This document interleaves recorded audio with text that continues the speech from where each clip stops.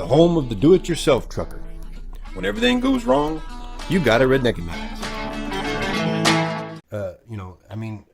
It's we all know, because we're in the trucking industry, and we know it's a big circle. It's everybody helping everybody else, and everybody doing their job, and everybody has a part to play in this whole circle of free enterprise economy. But when you make it so hard for different businesses to do business, then it's like a cascade effect. It's kind of like how when we all know that when a truck stop gets built at an intersection on the interstate and there's nothing around there, we know that a couple of years later there'll be more and more places set up around that truck stop, because that draws in the trucks, which draws in more people to go out to eat different places. More like a hotel gets built. Next thing you know, you got more restaurants. Next thing you know, you might have a business like a shop or a dealership or something, and it just grows and grows. I mean, Interstate 20 did that in Dallas, where that's where everything's at, and it wasn't never like that before. So when you start making it harder for different places to set up, then you just make it harder for everybody else. If you, just like we were talking about earlier, truck stops, they don't want the cities, the people that manage these cities, the mayors and politicians, they don't want truck stops to be built in the city, because they don't want it to take away their property. But then again, it's also very expensive. But when you eliminate that truck stop, you also eliminate all the things that go with that. You eliminate the hotels or the dealerships that might want to set up around that truck stop to help with because they're going to set up near there. So you create all kinds of problems like that. And I don't know if you heard earlier, but I was talking about how back in the day there were there weren't a lot of those truck stops out there, but there were so many out there where they were great spots for truckers to stop and get everything done. Like there was a shop, there was a post office, there was a place to get maybe some clothes worked on, like cleaners or alterations. There was all kind of things to be done at one particular truck stop. And you knew that as a truck driver, like I could stop here and get everything, your laundry and everything done at this one truck stop. And it's hard to find those these days. Well, it's just it. I mean, you out there, you get out on the road, your truck breaks down or something out there, and you go to a truck stop, you go to a TA. Everybody wants to run to TA or Petro. Well, they're the only ones basically with a garage anymore. Yeah. Everybody else say. And what do they know? They're not mechanics. Right. They're not a damn mechanic. You know what they are? They're damn minimum wage. They're a minimum wage part changer worker that's in there. Now, TA's charging a ridiculous ass price, and them guys that's working in there ain't nothing more than parts changers. All they can do is change a tire, put an alternator on, or do little piddly stuff like that. They can't troubleshoot a problem. The first thing they want to do is plug a computer up. Oh, we got to put the computer on.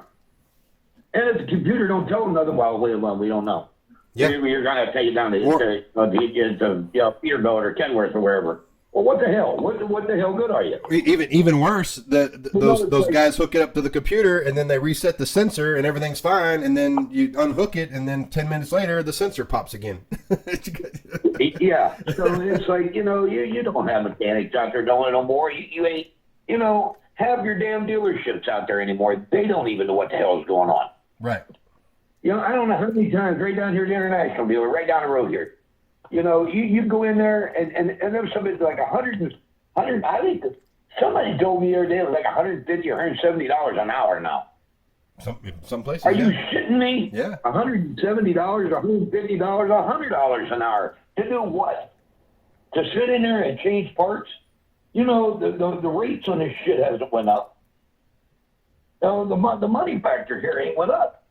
Right. So where in the hell do they justify charging these kind of prices to work on trucks? And then people say, look, I say, hey, there's something wrong with my truck. If I can tape, tire, wire, glue, whatever, my truck together to get it back to the house, that's exactly what I do with it, to where I get back to where I get from my shop, my tools, where I fix up my damn self. Because I'm not going to let them jacklings out there mess with it and end up screwing something else up. Well, we always talked about that before with like even though a guy works at the TA and he might be a good old boy, he might know a lot of things about diesel engines from past experience or whatever, but he works at TA now. You got to work on the truck according to what TA says.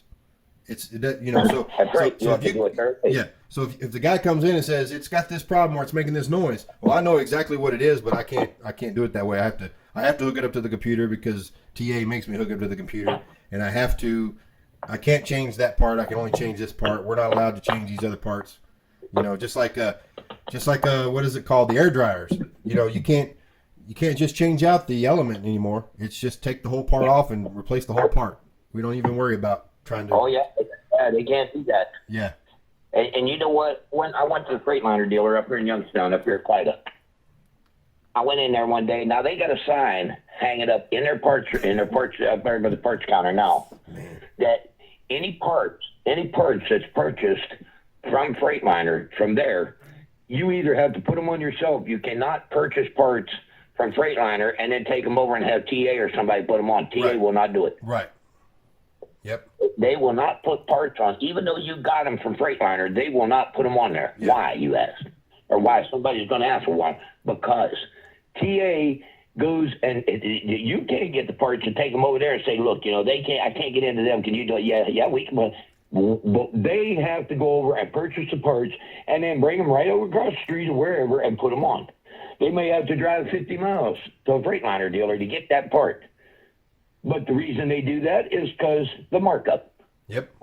Their shop labor rate, and then if they have to go get the parts, you pay them from the time they leave till they Yep. get the Freightliner and get back with your part, and then you pay them to put it on, and then they mark the part up 10 or 20% over cost, and that's what you pay for it. You know what? Screw you. Yeah. You ain't touching my shit. I call it. Sometimes it'd be cheaper to call a damn wrecker man and have the damn thing towed to a dealership than it would be to pay, these truck stops rates, TA and Petro. Yeah. In fact, I have very little. I got little respect for TA, Petro, any of these truck stop chains. yeah. Just like Pilot.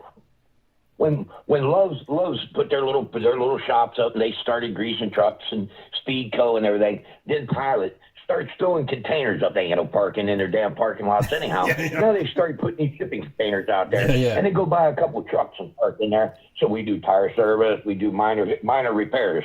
No outside vendors allowed on the property. So you get Pilot to do it, or you don't get, or you do it yourself, or you get Pilot to do it. Loves can't come over, TA can't come over, another road service can't come over. Well, Pilot's got to work on your truck. Well, yeah. I mean, Get just outta like you're here. saying, you park at the truck stop, and you call Joe Blow from down the street, and if he's got a pickup truck with his name on the side of it, they ain't gonna let him in that parking lot. That's right. I Yep. called. What the hell was it I did one day? It's been a long time ago. I had an issue with a fuel filter or something, and it's very odd. It's very, very odd to catch me out there without a spare fuel filters in the truck. I didn't have a fuel filter, and I had a fuel filter clogging up or something. It wasn't acting right.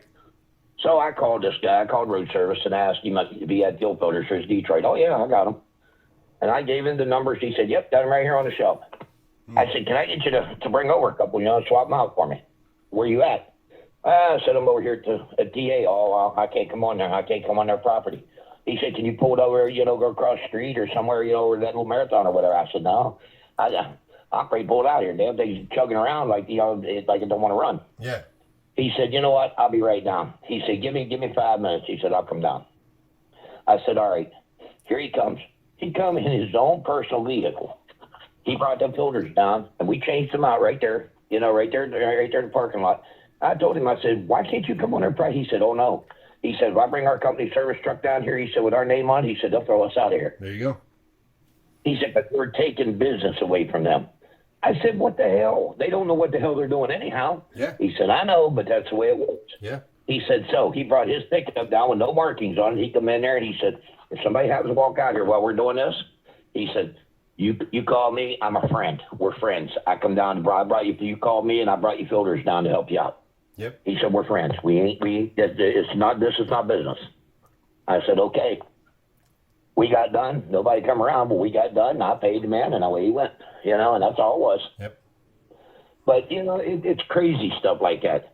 I mean, it used to be, every when 76 truck stops was around. Man. A lot of guys don't remember 76 now. They're dinosaurs like me and a lot of the old guys now. But when 76s was around, you could pull into any 76 truck stop that there was in this country. Now, I'm talking about, 28, 30 years ago.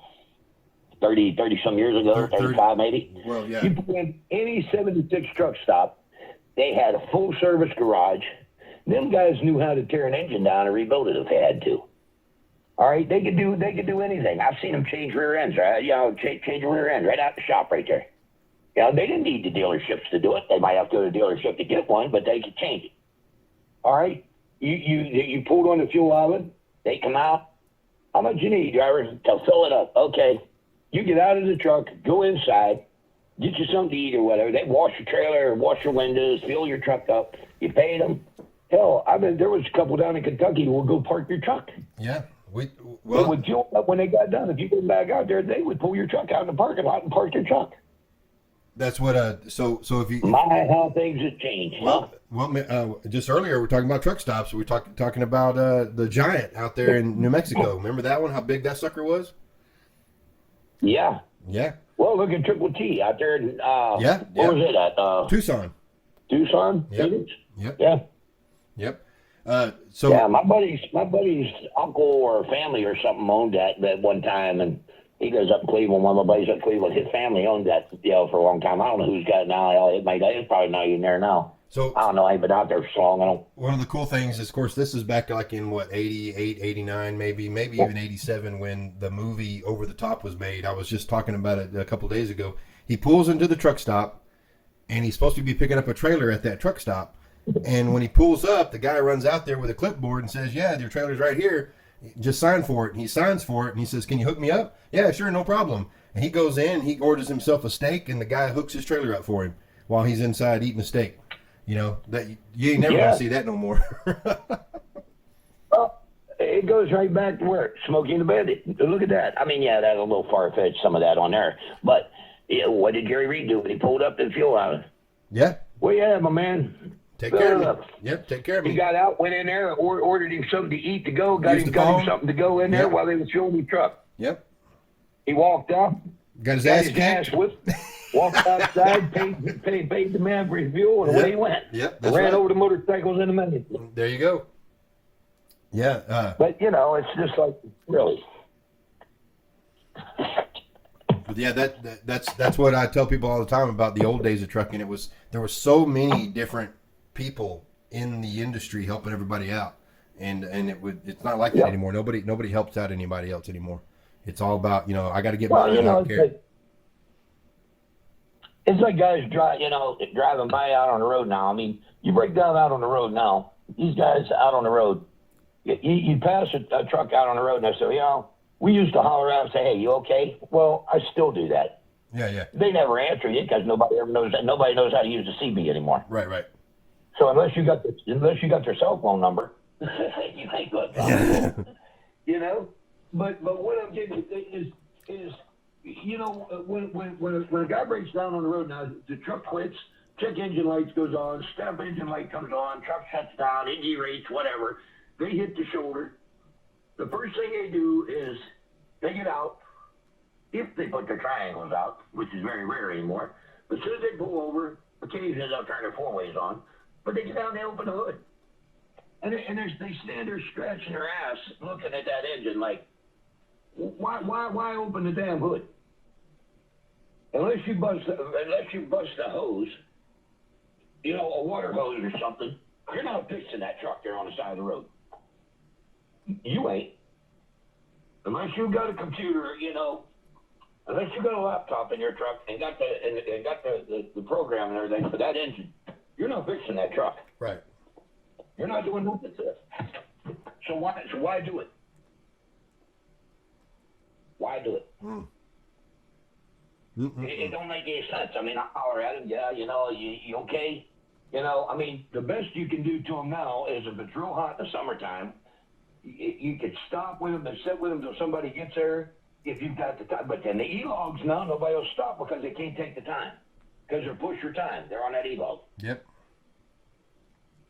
So nobody will stop to help anybody anymore. I mean, we used to say, well, you need a ride, I'll give you a ride down to the truck stop or something. At least it's warm down here in the wintertime, if you're cold, at least you can stay warm to the service. Have them pick you up here and go back to the truck. Or if it's real stinking hot in the summertime, at least you can give them a ride down there. They got air conditioning, you can get in where it's cool for a while. But, if the truck's running, okay, well, they're good till somebody gets there. But it amazes me, Everybody preaches this, well, nobody will help anybody no more. Nobody will stop and help another driver.